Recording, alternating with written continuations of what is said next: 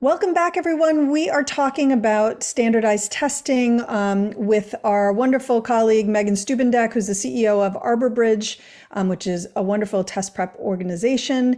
And Megan, before the break, I promised people we would talk about the digital SAT. So why don't we start with something really basic? What is it? Yeah, so if you don't live and breathe the SAT like us people in this Yes. world, which hopefully you don't have to, we do that for you. The SAT is changing, and they're creating a new digital SAT. And the basic thing to know about the digital SAT is it's moving from a paper-based test to a computer-based test. That's the big change that is happening when we talk about the digital SAT. Okay, so what's going to change about, because I'm assuming, anytime you go from paper to digital, it allows you to do some more unique things. But what's staying the same since it's not a brand new test? Yeah, so one of the things to know is that when the test changed, the SAT changed in 2015, it was largely a content change. So a lot of the content's actually not changing this time. What's really going to be changing is the student experience with a few content tweaks. So the thing that's staying the same, well, you still are going to take it at a test center or school. This is not an at-home test. That was one thing everyone was very excited. Like, oh, a digital test. I can just take it, roll Yeah, out of bed and open up my laptop and just take the SAT. No, that is not happening. You right. do still have to go to the school or your testing center. The other thing that's staying the same, it's still out of 1600. So the scoring is not going to change at all in that realm. It's still 800 for your combined verbal, reading, and writing, and still 800 for math. And the other thing that's really not changing at all is the math content. Math content is almost exactly the same. It's just on a computer screen now. So that's really what's going to be staying the same. Got it. Okay. So then before we get into well, I think that's really helpful. And I have now lived through a number of SAT changes in the course of my career, including, I love it, the scoring's not changing. It's still 1600. And I almost started twitching from when it wasn't 1600, it was 2400. And everybody we struggled to wrap our brains around it, finally got used to it. And then boom, we're back to 1600 again. So I think that's a good thing. I'm glad that piece is not changing. And also I'm glad that the content isn't really changing, because that does feel harder to adjust to versus a new format for. And I always do have to remind myself that the reality is, for many students, this will be the first time they've taken the SAT. And so for them, it's no different than anything because it's the first time they're taking it. So, for us, it's a lot of change. Yes, exactly. When is the change happening? That's always a big piece, right? Whenever you go through changes, the when it happens causes agita, because some people will rush to get it taken before the changes and others will want to wait until after it changes. So when is all of this happening? Yeah, so actually for international students, it's happening this Saturday. So we are on the eve of a big unveiling. So the international students, and that is anyone outside of the United States or US territories, will be taking this new digital SAT, starting with the March exam in 2023. So that's this Saturday, as of when we are recording this. We're all going to be learning a lot in the next few days about how it went. We're anxiously awaiting on our side. So we will be posting things on our blog. We'll be chatting with everybody about what we find and what we hear from our students internationally. So they're making the change this spring. For all of the world, whether US or international, the PSAT is changing this October. So it's still in October, but it will change to the digital format in October. And then US students for the SAT will have their first try at the digital exam as a whole next March of 2024. So we're about a year away from a full transition here in the US. And one thing to know is that once your country goes digital, that's it. That's it. There's no more paper. Throw that paper out, throw those pencils out. It is not coming back. So you will not have a choice between formats once your country does shift over. Got it. So unfortunately, to our international listeners, what I hear here is you're going to be the guinea pigs. Yes. Hopefully it's going to go well. And if anything doesn't go super well right now, it'll be March of 2024 for the US, but it's possible that it could get pushed out if things don't go well. But the plan is, as you just laid it out, Megan. And then It's this Saturday as of the day that you and I are talking, but for those people listening, it is as of Saturday, March 11. 11th, Mhm. because it will already have happened by the time you are hearing this segment. So it's exciting news. It makes me nervous when the College Board has made changes in the past. I want to say it's rarely gone well, but that's maybe a little bit harsh, but it does feel like they have struggled sometimes with big changes. So, Yes. what's your sense? Are you nervous or, I mean, I don't know. Yeah. Let me just stop talking and Yeah, let you. Yeah. yeah, I think there's a couple of things here that give me, as I've also watched this, been in this industry for 15 years and watched the last iterations and the iterations before and what's going on now, and also saw the attempt. The College Board was in charge of the digital APs during the pandemic as well, and so that was a sort of testing ground for them, and that didn't go so well that first year either. But I am seeing a lot of signs of promise this time. They've Nice. definitely learned from their mistakes. So the first thing is this didn't get delayed. The international testing is going to happen. In the past, when they or the ACT have announced these sorts of things, they've ended up always having to delay a Yes. rollout.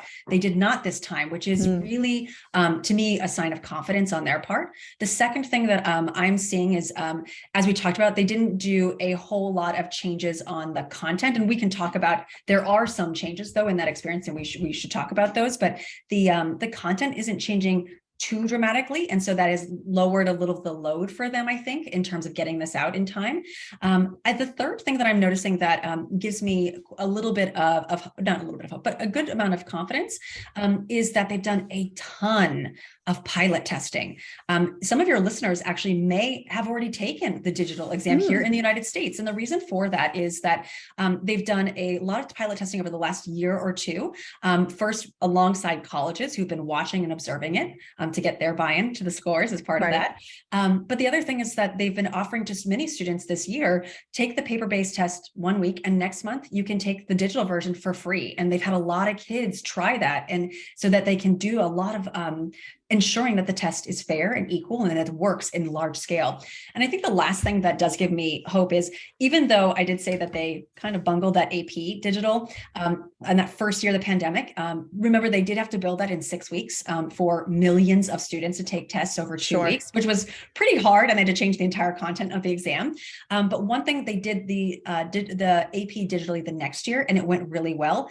That technology is the backbone, along with the technology they built with Khan Academy to do SAT prep online. Those two things have been out for years and have actually been ironed out pretty well. And that is some of the backbone of the technology that they're building here. So there's a number of things that make me think they might actually be pretty successful at this. This could go well. All right. But fingers crossed. We'll have to see. We're going to go into this with optimism. I like it. That's what we're going to put out into the universe. Yes. So let's get back to the test itself. So how is it scored? Yeah, so the scoring is the same as we mentioned before, between a reading and writing score of 800, as it always has been, 800 for math. And the College Board has done, like I said, a lot of pilot testing, and does claim, and we don't have any reason not to believe them at this point, that a 1250 on the old test is the same as a 1250 on the digital test, so that they should be absolutely comparable. So you were talking about wrapping our minds in this industry and the admissions process between the 2400 to the 1600. We don't have to do that, and it should be an apples to apples comparison moving forward. So that's really important, I think, for all of us and for students too. Yeah, I totally agree. And that we won't need any concordance tables like, oh, a 1250 here is this on this. And that's all really good and really helpful. Because as someone who used to do admissions, the fact is that you kind of rely on what you know about the test and are familiar with. And when you start introducing concordance tables and things like that, it's just tougher to parse. So I know I've heard that the digital test will be adaptive. So what can you tell us about what does that mean, and how does that going to play out in the digital SAT? Yeah, so we're getting now to what is actually changing. And so, as I mentioned before, the content relatively is staying the same. It's really the experience of the test that's going to change. And there are 5 big changes that we should talk about. And the first is, we talked about scores just a minute ago. Scores are going to come out faster. You'll get your score within days instead of Oh, weeks. And so that's that's nice. nice. Really Yeah, nice. especially when you're up against those early decision deadlines or Yes. application deadlines, to know and then be able to submit your scores is a huge boon. The second thing that's going to change, as we talked about, is the technology. You're going to be on paper or moving from paper to computer. And in that also, you can use a calculator on the entire math section now, which a lot of us, as a calculator dependent person, that's a huge boon Yes. for me. So that's another technology change. The third, it's going to be shorter. 2 hours instead of 3 hours. So another positive, again, it's an experiential change. The one content change that we didn't talk about that is going to adjust is reading. They're going to, short passages will be shorter. So all those dusty old passages are kind of gone, and there'll be more one-off questions and more vocabulary. But adaptive, the 5th change, is the big one. And what that means is that the test will change based on how you are performing as you move through the exam. So a student will start off in reading with one set of questions called a module of mixed difficulty, easy, medium, and hard. And if they do score well, they will get a second module that is of high difficulty. If they don't score as well, their second module will be a lower difficulty level. And that's it. And then the scores will be the computer, basically through an algorithm, hones in on your score based on your performance on those 2 modules. So that's what adaptive means for this new test. Got it. So I'm sure there's a lot we could delve into about just that piece alone. And in the interest of getting to a few other things, we won't, but it might be interesting to have you come back and talk a little bit more about the adaptive process and, all the pitfalls or positives associated with that. But let's move forward on this one. How do you prepare for a digital test like this? It's brand new. Do you think the prep differs any? I think the one thing to remember is exactly what you pointed out before, is that for most students going to make this transition, it's not a transition for them at all, Right. because they've never taken these exams. And so the one thing that I would say is that still 90% is content review. It's just content, knowing the math, knowing the types of reading, all of those things that we just always do for test prep. So that's not really going to change. What does change is the part of test prep where you focus on how you take the test. That's really where it's going to shift. And so there are new strategies for how you annotate, because you can't annotate with a pencil and pen anymore. Right. On paper, you have to learn how to annotate on a screen or use scrap paper next to you on that they give you at the test center. There is, as I said, with the reading content change, there's a few strategy changes there as well. I think a second big thing that's part of switching to a digital test is learning how to use the tools on the screen to your advantage. There are some tools that are there that actually are going to slow you down if you know not to use them. And then there are other things where using the on-screen calculator, there's now a calculator built into the screen, is actually faster than using your own calculator that you're still allowed to bring into the test. So there are tips like that will, as students learn how to navigate the tools, can be helpful. And I think the third thing is just getting used to the platform. And this is the most important when it comes to an adaptive test like this, is we have seen studies of students who try to make a transition from paper to computer, not SAT, but all studies. And there's always an initial learning curve where the score drops a little bit as they're getting used to the interface. So practicing with a platform. And finally, when it comes to adaptive testing, one of the big things with adaptive testing is not getting yourself too far into your head with anxiety of like, oh goodness, this second module feels it's too easy. Did I score poorly on the first one? And then you spend energy on something you don't and shouldn't be worrying about. Right. And so getting that sort of coaching mindset, getting that testing mindset right, is another element to adaptive testing that's a little bit new for most students. Very quickly, how can you get on this platform and practice on it? Collegeboard.org is where the students can do it. They can also access it through Khan Academy, KHAN Academy. This is where the College Board has released 4 official practice exams. You can do it there. We also have a platform at Arborbridge that we're unveiling this month for our students. So you can reach out to us at arborbridge.com and we can get you a free test that way. Perfect. Okay, 2 more quick questions before we wrap. ACT, we haven't really talked about it. Are they going digital as well? No, they are old school all the way. They have said, ACT, you can change all you, or SAT, you can change all you want. We are going to stick with paper. We are the tried and true exam, stick with paper. So that is going to be their line for the next couple of years. I wouldn't be surprised though, if in a couple of years they revisit that. Yeah, I mean, that would be my guess too, especially if the College Board rolls this out. It's really successful. Students are like, this is great. I'm only there for 2 hours on a Saturday. So much easier. There's going to be a lot more pressure on the ACT to kind of match that experience, would be my guess. It's certainly something we've seen play out before. Yes. And so, you're a student, you could do the digital SAT, you could take the paper ACT. How do you choose? Any tips on that? Yeah, it really boils down to two things. The first is taking a diagnostic of both. This is more important than it's ever been because the first thing it will do is give you a sense of how you score on each test and its version, but it will also give you a sense of the feel of the exam. And as I mentioned, the real difference between these two tests now is going to be the experience as that SAT moves digitally. So knowing how it feels, knowing if you like it, if you perform well under that feel is key. And then the second thing to focus on is timeline. So if you're one of these rare students who's going to be a junior next year, so the class of 2020, class of 2025, you're going to be in this category where if you could decide to take a digital SAT, you could take a paper. You also might be starting your exams in the spring of next year when digital SAT is just it's on its baby legs. It's out for the first time in the US, and that can be a shaky place. So I would say in timeline, just the tip that I would give if you're trying to decide between ACT and SAT next spring is try to avoid just generally the first 1 or 2 administrations of the digital SAT here in the United States. The reason for that is it will give more time for the College Board to release more practice material, for proctors and test sites to get more comfortable with it so that nothing goes wrong on test day. And also it gives us all a little bit more sense of how the scoring is going to work because that's exactly not 100% clear yet from the College Board. So just give it a little bit more time. That would be all I would say.